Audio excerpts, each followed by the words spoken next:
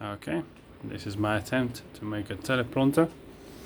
Okay, that's a bed cover. Has a black material back. See this?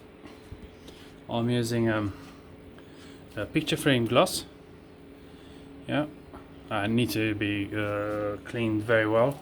I tipped the cardboard from the back off, clean the picture frame.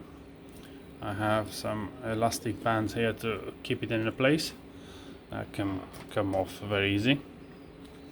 Yeah, and you can see me, that's the view from the monitor, and I will show you the monitor now.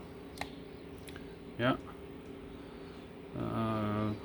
try to attach the monitor underneath the box. It's not finished yet.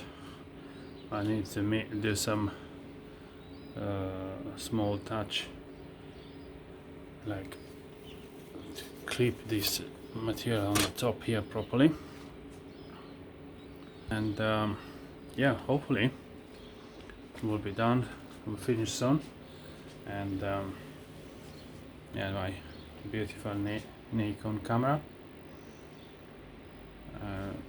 This I have in here a sliding plate to adjust the position. Depends if I have longer lens to be able to pull back the camera. Okay, you'll see me in the next video.